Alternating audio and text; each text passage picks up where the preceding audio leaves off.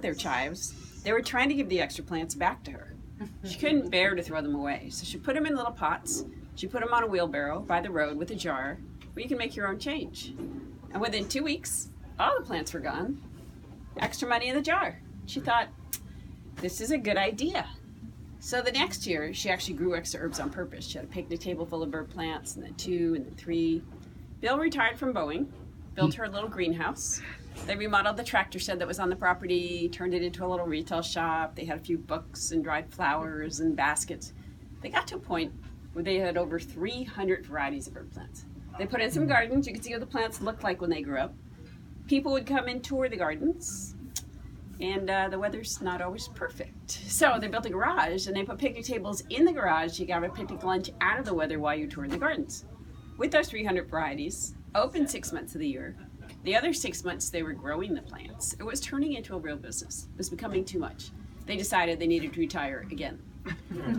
So at that point, they asked their son Ron and me to join them. We thought about it for a while. We realized we couldn't all live off of an herb farm open a few months of every year. Ron was leaving early winters. He'd been pioneering the use of Gore-Tex for parkas and tents and so forth. And he still had some marketing ideas up his sleeve. So we added more varieties of herb plants. I got to go shopping. And all kinds of herb products put in that remodeled tractor shed. We started a mail order business, and we started some classes on cooking, growing, and crafting with herbs. One of the classes was the educational luncheon. You could have an entire meal that featured herbs. Then we started serving a few dinners. Came the Herbfarm restaurant.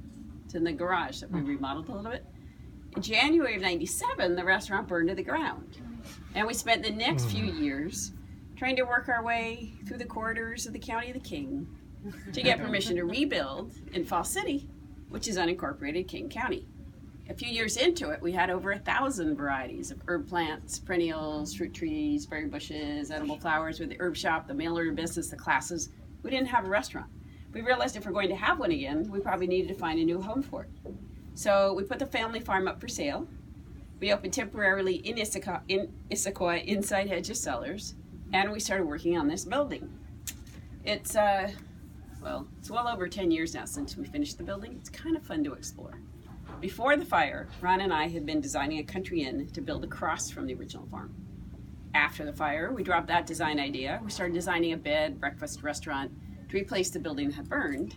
And when we were selling that, we started working on this. And with each version, as we were designing, we were collecting stuff and things to put in whatever version it was. So when this one was done, we just put it all in here. So it's a real eclectic blend that sort of catches your eye throughout the evening, starting with the little fireplace right here. Ron's developed an addiction to eBay. And he was just sort of browsing one day. He saw the fireplace, he bid on it, and he got it. This is before eBay figured out how to ship any and everything. So it became my job to try to figure out how to actually get it here. We designed the entire building from the foundation up, from the specs that were on the screen when he bid on the fireplace. We didn't actually see the fireplace until about 6 weeks before it was installed, which in a project like this is a ways into the process. But it turned out fine, fit the space, looks good. We're still married to each other. Life goes on. There's stories like that throughout the entire building. Right outside is the bocce court. There is a set of bocce balls by the door to the dining room, also of course from eBay. So if you decide you need exercise in between courses, you're welcome to help yourself to the bocce balls. Right across the driveway, the raised beds out there are the Herbfarm kitchen garden. And throughout the day, actually even into the evening, you'll see little white-coated people running around with scissors, harvesting things for your dinner. We really use these gardens. We also have 5 acres of farmland just up the valley. It's part of the South 47 Farms, which are 47 acres that are dedicated preserving farmland in the Sammamish Valley. Keeps the local farmers in business, which is great, because we can't grow everything ourselves. That way we always have local produce to serve, so it works well all the way around. I went outside before it got too dark to bring in some things to share with you. So one of the things, that we try to do at the Herbfarm restaurant is expand your culinary palate. Does anybody know what this is? Any gardeners here? Sorrel? No. This is called shotweed. You know when you're in the garden and you made this beautiful garden and it sort of rained for a little bit, and then you went out and you found these low growing innocuous looking greens, and then you go to pick them, they have little white flowers and they pop the seeds in your eyes. You know that one? This is it. This is your opportunity to get back at that nasty, nasty plant. Pull off a leaf, pop it in your mouth. Oh, you gotta put the camera down now. You can pass the rest along. It's against the rules to pass along any part you have nibbled at. So, something to keep in mind when you're in the garden weeding is that you could be preparing dinner at the same time. The way that we control our weeds here at the Herb Farm, we serve them to you. It's a little bit spicy. It's great in sandwiches, great in salads. We're going to be incorporating it today with your mushrooms. All right, so I don't want to fill you up, so we're not going to go eating all kinds of things. We're going to switch to scratch and sniff. So you get to squeeze, sniff, pass it along to the next person. Herbs have a lot of flavor and fragrance because of the essential oils in the leaves. So the sunshine, the heat of the summer produce more of those essential oils. Your garden's more fragrant, your herbs have more flavor in summer than in winter. As you rub the leaves, you break open the oil sacs. Your hands smell like what you've been playing with. That's how the flavor gets into the food. I call it herbal magic. So this is fennel. Very hardy perennial. We can harvest it about 11 months of the year. When it freezes out, it stops producing leaves. As soon as it thaws, it starts coming back up again.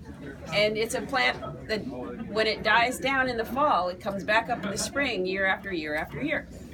When you go to a nursery in the springtime to get yourself a fennel plant, you get this cute little fuzzy dust moppy like thing that you want to pet all the time, keep in the front of your garden. But it does grow 8 to 10 feet tall. So it's really a back of the garden kind of guy. When it gets to its full height, it develops big yellow flowers that look a lot like dill.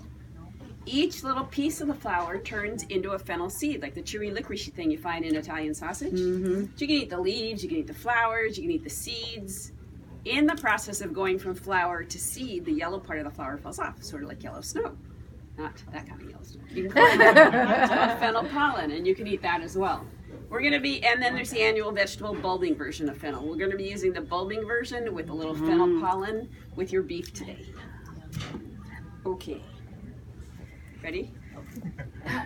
Does the time fly? All right, did you find that? Because I got more time for you, and I got lots of time for you.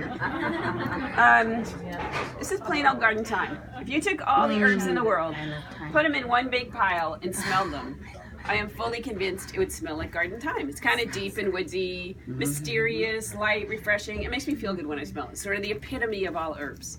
We're going to be incorporating the thyme in your mushroom tart. Yummy. And this, of course, everybody knows what this is. This is lavender. Lavender is one of the longest blooming perennials.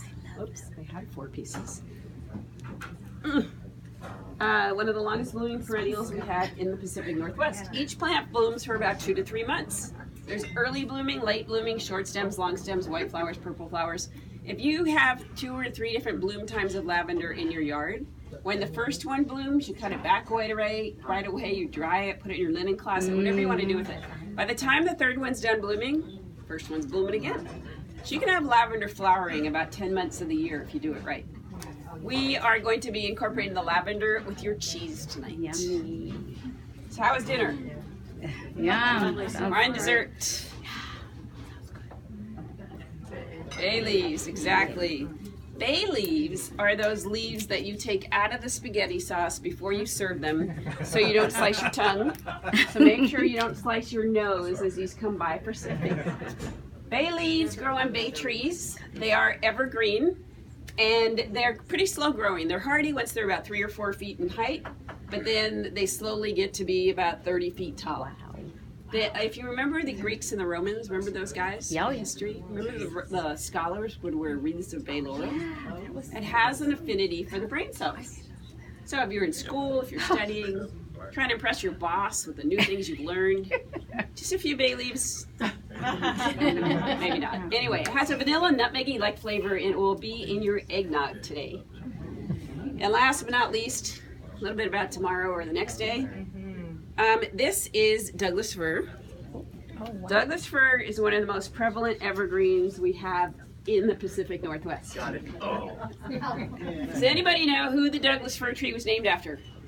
Douglas. Mr. Douglas. Excellent. Good students. Mr. Douglas was a botanist. He lived in the 1800s. He named the ponderosa pine the Sitka spruce. He wanted one for himself, so he got the Douglas fir.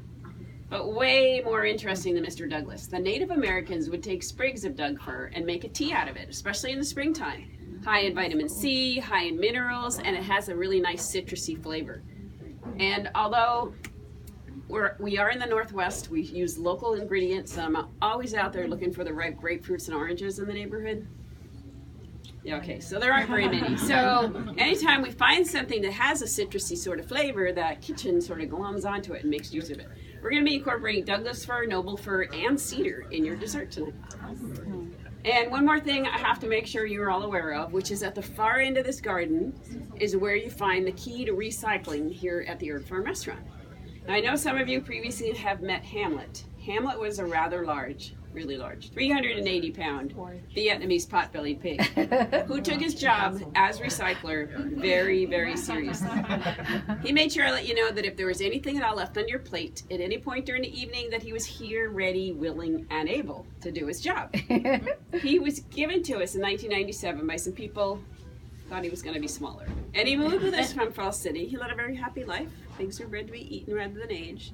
So all that weight, their short little legs, he passed on somewhere around 15 years of age. And in his stead, in their pen, you will find basil and borage. They are also Vietnamese pot-bellied pigs. And they get to their full size when they're 3. These guys are fully grown, never going to be Hamlet size. They're only about yay big. They're pretty darn cute. They've asked me to pass the message along to you. They want you to know, if some point tonight you decide you want to take a little walk, get a breath of fresh air, you can ask any of your servers, and we'll provide you with a piggy visiting kit. It comes with instructions because they're in training, so that makes you the trainer. Do not feed by hand because they're pigs. They get excited about food. They get confused sometimes between fingers and carrots and things like that. They're brothers. They're born together. They grew up together. One of them's a little bit of a whiner. The one's a little bit of a bully. You know how that works? Okay. So food on opposite ends helps keep the family peace. Are there any questions about the pigs, the herbs, the gardens, the herb farm? Were you listening? Yeah. You're still hungry, is that what it is? Is there going to be a quiz later? There could be. There could be. Now's the time to ask your questions. Well, how about we head into the dining room? I'm going to sneak